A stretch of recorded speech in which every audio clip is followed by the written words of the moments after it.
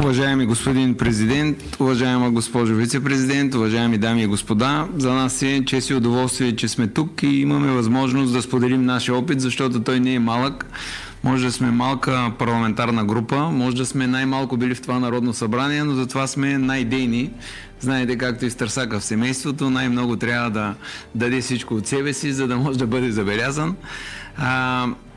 Всъщност, прав сте, че нашата позиция е най-добра, стоим най-отгоре, не най-отзад, а най-отгоре и виждаме всичко, което се случва.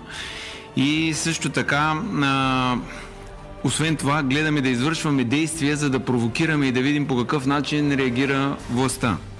Ние не сме политици, които да са израснали в политическа среда, ние сме редови граждани, предприемачи, научни работници, финансисти, които в един момент виждаме просто, че средата не става за живот и поради тази причина решихме да се намесим в една среда, която виждаме, че не работи.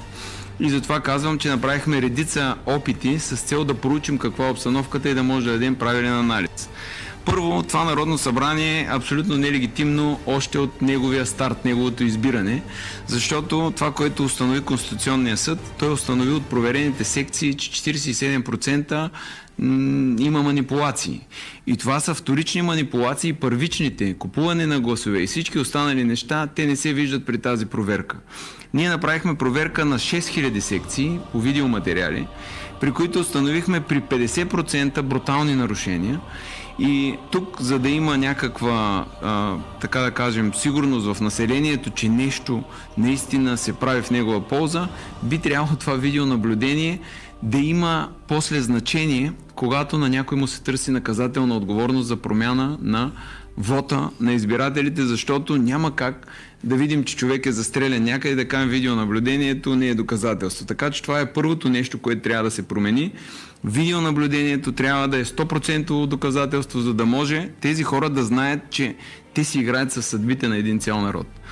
Второто нещо, което се случи тогава по време на изборите, е, че ние успяхме да докажем в цели общини тотална подмяна на вота, но никой не го интересуваше. И оттам ние излязохме извън Народното събрание, имахме огромна борба, искаме да благодарим на всички хора, които помогнаха да справедливостта до някъде да се върне и също хората във властта, които все още работят, и конституционните съдии и други, които все още имат някаква чест и достоинство, а не се поддават на манипулации.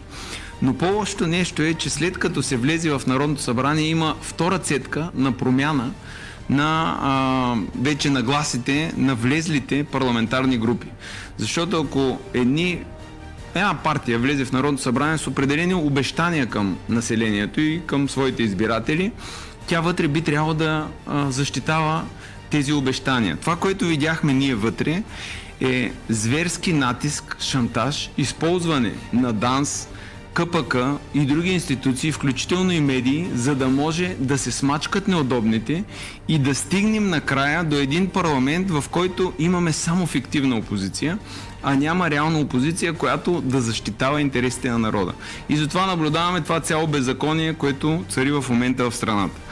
Лично на мен бях изнудван, бяха ми предлагани различни стимули и съответно ми беше казано, че мои хора ще бъдат арестувани и аз също ще бъда подложен на атаки, ако не сменя своята принадлежност от тази, която имам в момента в полза на народа, към